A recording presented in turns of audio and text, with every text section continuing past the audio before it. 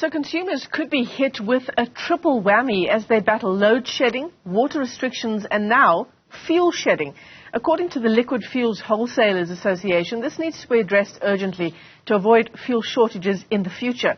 The association says this is due to a delay in agreements on strategic stock, which would enable the availability of liquid fuels at all times. That really is the important point here. Let's unpack what this means. The association's CEO, Peter Morgan, joins us via our video link this morning. Peter, so there's a disagreement on just how much fuel we actually need. There's some talk about this 90-day target, but certainly to have no fuel at all would be a disaster. Yes, and currently we have no fuel at all. We have no strategic stocks of finished product. And there's a number of reasons for that. Firstly, as a country, we've stopped refining, and in most cases we have import terminals. What we're realizing is that with import terminals, everybody is importing just in time, and they're only importing exactly what they need. Yeah. But you find when you import finished product that there's additional risks to importing finished product than there is to importing crude and refining. There are a number of reasons for this. You know, there's a delay in shipping sometimes. There's product that goes off spec sometimes. There's bad weather at the ports, so when the vessels arrive, they can't come into the ports. We had recent strike action, and fortunately we weren't negatively affected, but that could have been an issue. So because of this, there's lots of criticalness when it comes to any import that we have. But the discussion gets a bit deeper than that. Mm-hmm. What we also know is that when there's a shortage for whatever reason of products coming into the country, what happens is that the oil majors keep the product they need for their customers and they ration their independent wholesalers. Now that's critical to understand why that's important to us. Because if you look at the current pricing methodology, there's an average in the pricing methodology that says in the urban areas, there's an over-recovery, and in the non-urban areas, there's an under-recovery. So what's happened is the oil majors have kept all the business in the urban areas where there's an over-recovery. They've sold off or walked away from all the business in the non-urban areas. And that's gone to the independent wholesalers, the new independent wholesalers. And it's the new independent wholesalers that's always been rationed. Now, there's two problems with that. One is the transformation angle. And the other one is that sometimes these rationings that happen to independent wholesalers are actually now getting passed on to the marketplace, to the commercial customer or to the retailer. Mm. So we're saying that currently we cannot guarantee the security of supply in the non-urban areas.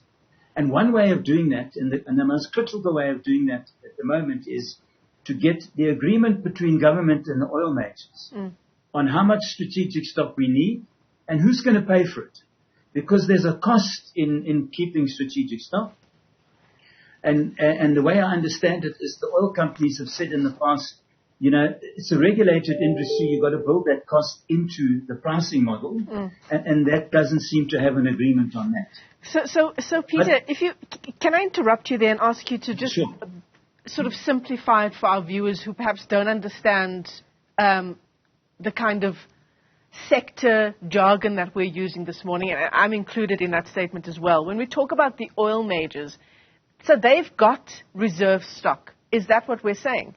That they've got the reserve stock for their own retailers, but as a country we don't have reserve stock? No, they don't have reserve stock. As the country, we don't have reserve stock. But what happens is if there's a shortfall somewhere in their import process, they always keep enough stock for their own customers and they ration the independent wholesale. Mm-hmm. There's no equality of misery when something goes wrong. Uh-huh. At the moment, we have no reserve stock, strategic stock in the country of finished product.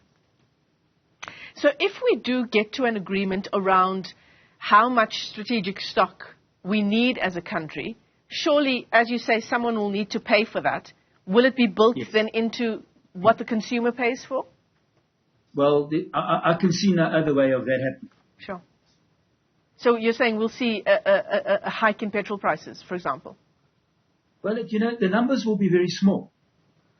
Because if you look at what the cost of strategic stocks will be, it will be a few cents a litre.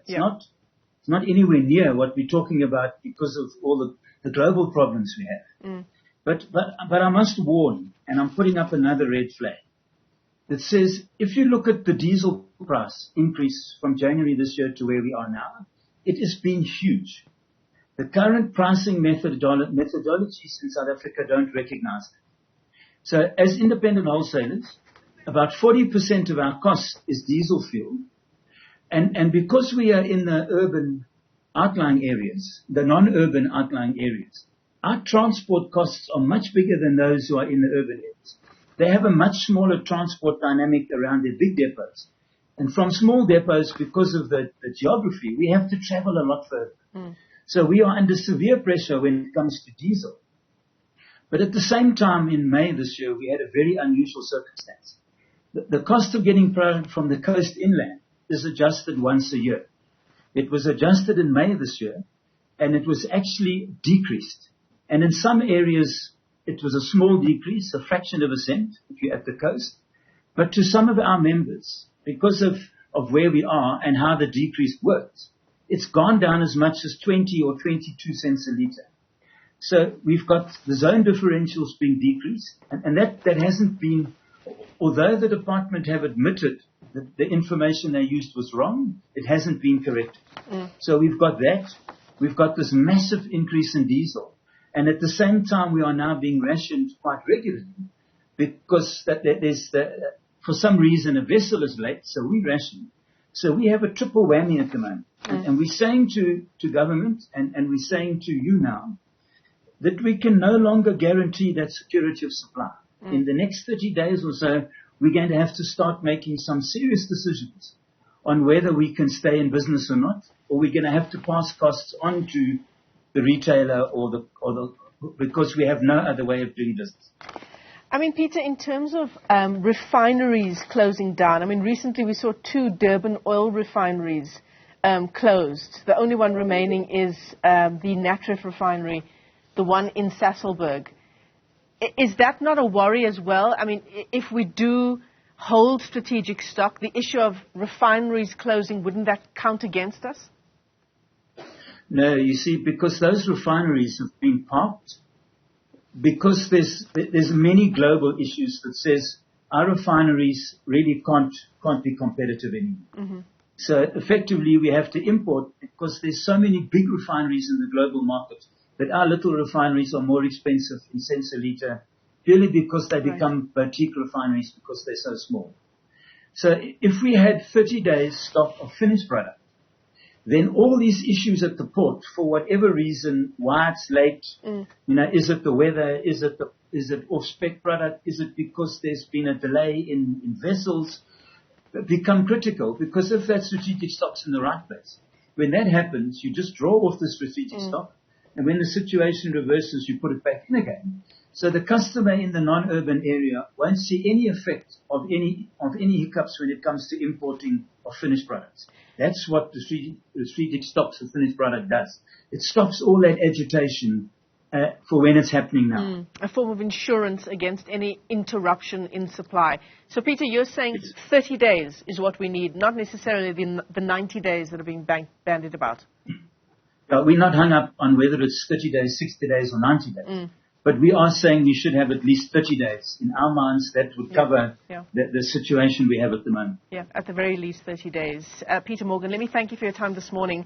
The CEO of Liquid Fuels Wholesalers Association, as we talk about this issue of South Africa having zero strategic stock in the event of an interruption of supply. It's not a safe position to be in, certainly as a country.